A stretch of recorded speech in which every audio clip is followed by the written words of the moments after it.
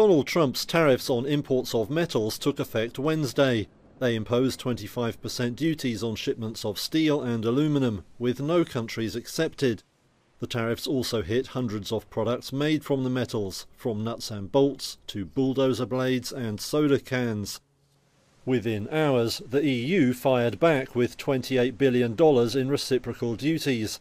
Those tariffs will kick in from the start of next month. Canada is also mulling how to respond to the latest moves.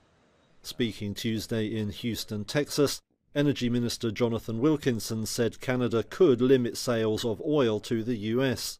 But when we're talking about sort of non-tariff retaliation, it could be about restricting supply. It could be putting our own export duties on products.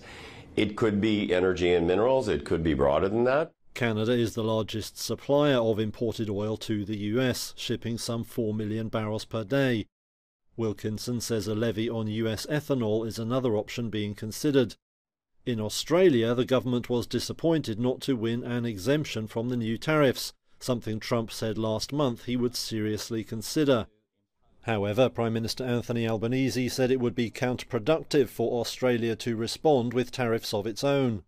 Tariffs and escalating trade tensions are a form of economic self-harm and a recipe for slower growth and higher inflation.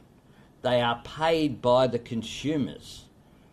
This is why Australia will not be imposing reciprocal tariffs on the United States.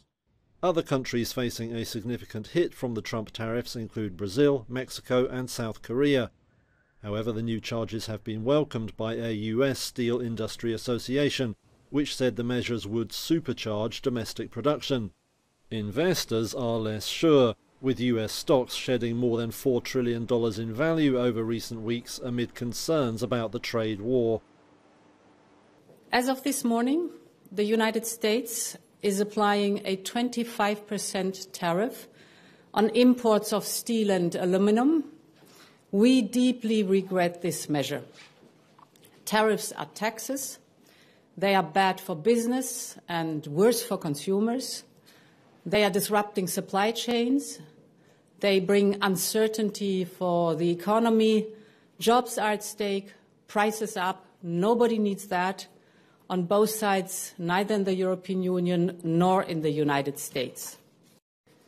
The European Union must act to protect consumers and business. The countermeasures we take today are strong but proportionate. As the United States are applying tariffs worth $28 billion, we are responding with countermeasures worth 26 billion euros. This matches the economic scope of the tariffs of the United States.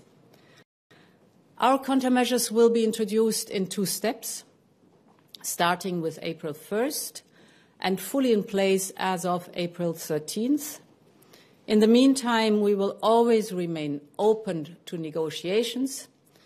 We firmly believe that in a world fraught with geo-economic and political uncertainties, it is not in our common interest to burden our economies with such tariffs. First, as of April, we will automatically reinstate our current suspended rebalancing measures from 2018 and 2020, effectively targeting 4.5 billion euros worth of US goods exported to us. And second, the Commission is taking decisive steps towards the package of additional countermeasures applying to 18 billion euros of US exports to the EU. The objective is to counterbalance the increased trade value affected by the US tariffs, while minimizing the impact on European businesses and consumers.